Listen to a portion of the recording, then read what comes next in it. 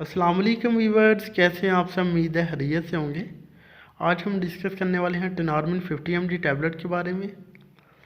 इसके कौन कौन से हेल्थ बेनिफिट्स हैं, अगर इसको यूज़ किया जाए तो कौन कौन से कॉमनली साइड इफेक्ट देखने को मिल सकते हैं, कौन से पेशेंट इस मेडिसिन को यूज़ ना करें, इसकी डोज क्या है, प्रेगनेंसी एंड लैक्टेशन मदर में ये सेफली यूज़ की जा सकती हैं या फिर नहीं, और इसकी प्राइस क्या है। ये जो सारी डिस्कशन है वो मैं इंशाल्लाह इस वीडियो में करूँगा, तो आपसे रिक्वेस्ट है कि आपने वीडियो को लास्ट तक देखना है। चैलेंज शुरू करते हैं। टेनॉर्मिन टैबलेट की फार्मूलेशन की बात करें तो इसमें जो साल्ट मौजूद है वो है एटिनोलोल।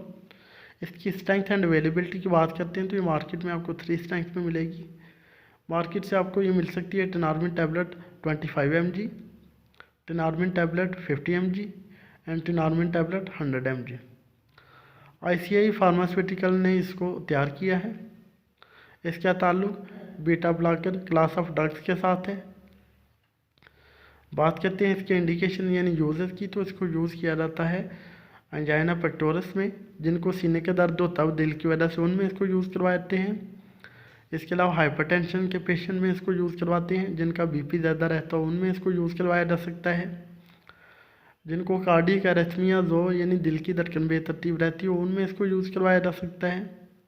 जिनको मायोकार्डियल इन्फार्क्शन हुआ हो यानी हार्ट अटैक हुआ हो तो उनमें इसको यूज़ करवाया जा सकता है। ये इसके यूज़र्स थे। बात करते हैं जी इसके साइड इफ़ेक्ट की, तो इसके जो कॉमन साइड इफ़ेक्ट हैं उसमें पेशेंट को ब्रैडिकार्डिया हो सकता है यानी दिल की धड़कन स्लो हो सकती है। पेशेंट को ब्रोंकोस्पाम हो सकता है यानी सांस बंद हो सकता है। इसके अलावा पेशेंट को चक्कर आ सकते हैं, पेशेंट को जो है वो धुंधला दिखाई दे सकता है। इसके अलावा पेशेंट को पसीना आ सकता है, घबराहट हो सकती है। इसके अलावा जो है पेशेंट का स्टमक अपसेट हो सकता है और पेशेंट हाइपोटेंशन में जा सकता है। ये इसके कुछ कॉमन साइड इफ़ेक्ट्स हैं। बात करते हैं इससे कंट्राइंडिकेशन की, यानी कौन से पेशेंट इस मेडिसिन को यूज़ ना करें। तो जो कि हाइपर सेंसिटिविटी का इशू रखते हों, इस साल से एलर्जिक हो, वो इस मेडिसिन को यूज़ ना करें।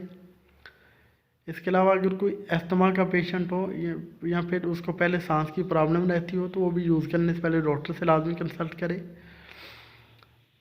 इसके अलावा अगर कोई हाइपरटेंशन का पेशेंट हो जिसका पहले ही बीपी लो रहता हो वो भी इसको यूज़ ना करे।